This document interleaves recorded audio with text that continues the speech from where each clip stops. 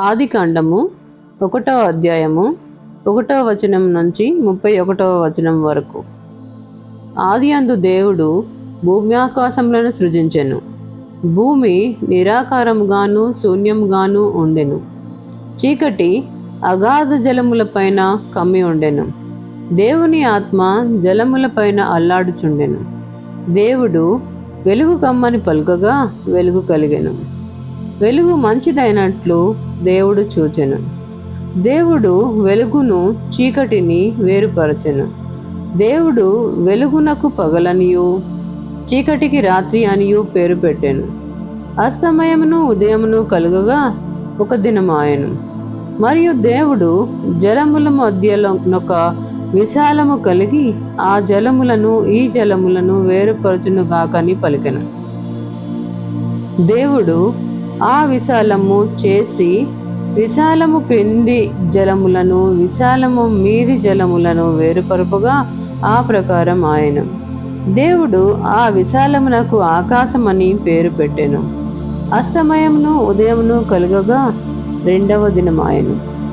దేవుడు ఆకాశము క్రిందనున్న జలములొక చోటని కూర్చబడి ఆరిన నేల కనబడును గాకని పలుకగా ఆ ప్రకారం ఆయను. దేవుడు ఆరిన నేలకు భూమి అను పేరు పెట్టెను. జలరాశికి ఆయన సముద్రములని పేరు పెట్టెను. అది మంచిదని దేవుడు చూచెను. దేవుడు గడ్డిని విత్తనములిచ్చు చెట్లను భూమి మీద తమ తమ జాతి ప్రకారము తమలో విత్తనములు గల ఫలమిచ్చు ఫల వృక్షములను భూమి మొల్పించుగాకని పలుకగా ఆ ప్రకారం ఆయను.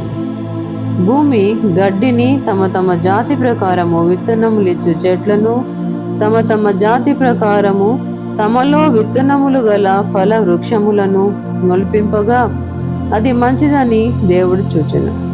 అస్తమయమును ఉదయమును కలుగగా 3వ దినమాయెను.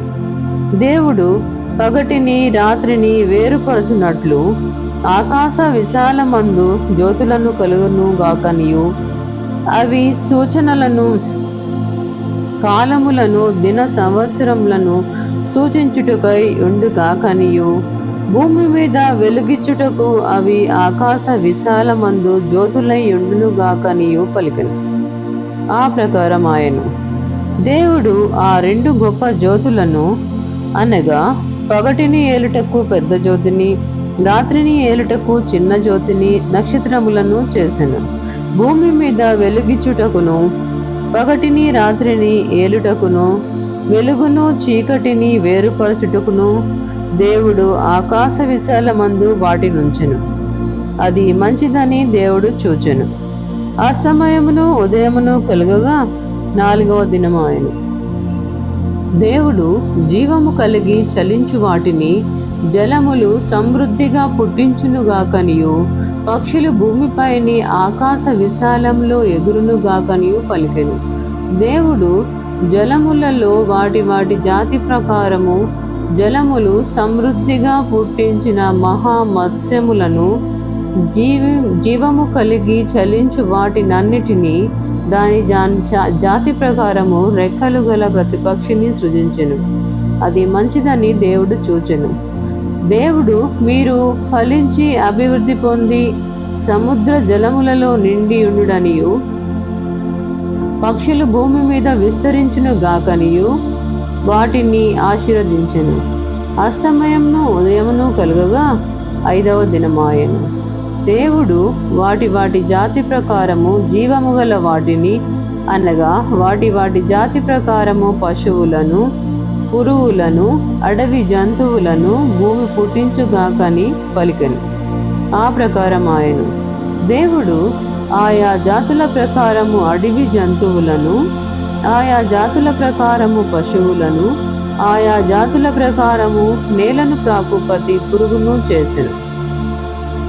అది మంచిదని దేవుడు చూచెను. దేవుడు మన స్వరూపమందు మన పోలిక చొప్పున నరులను చేయుదము. వారు సముద్రపు చేపలను ఆకాశ పక్షులను పశువులను సమస్త భూమిని భూమి మీద ప్రాకు ప్రతి జంతువును ఏలుదురుగాకనియు పలికెను. దేవుడు తన స్వరూపమందు నరుని సృజించెను. దేవుని స్వరూపమందు వారిని సృజించెను, స్త్రీనిగాను పురుషునిగాను వారిని సృజించెను. దేవుడు వారిని ఆశీర్వదించెను. ఎట్లనగా, మీరు ఫలించి అభివృద్ధి పొంది విస్తరించి భూమిని నిండించి దానిని లోపరుచుకొనుడి. సముద్రపు చేపలను ఆకాశ పక్షులను భూమి మీద ప్రాకు ప్రతి జీవిని ఏలుడని దేవుడు వారితో చెప్పెను. దేవుడు, ఇదిగో భూమి మీద నున్న విత్తనములిచ్చు ప్రతి చెట్టును, విత్తనములిచ్చు వృక్ష ఫలము గల ప్రతి వృక్షమును మీకిచ్చి ఉన్నాను. అవి మీకు ఆహారమగును. భూమి మీద నుండి జంతువులన్నింటికి, ఆకాశ పక్షులన్నిటికీ, భూమి మీద ప్రాకు సమస్త జీవులకును పచ్చని చెట్లన్నీయు ఆహారమగునని పలికెను. ఆ ప్రకారం ఆయను. దేవుడు తాను చేసినది యావత్తు చూచినప్పుడు అది చాలా మంచిదిగా నుండెను. అస్తమయమును ఉదయమును కలుగగా 6వ దినమాయెను. దేవుడి వాక్యమును దీవించును గాక. ఆమేన్.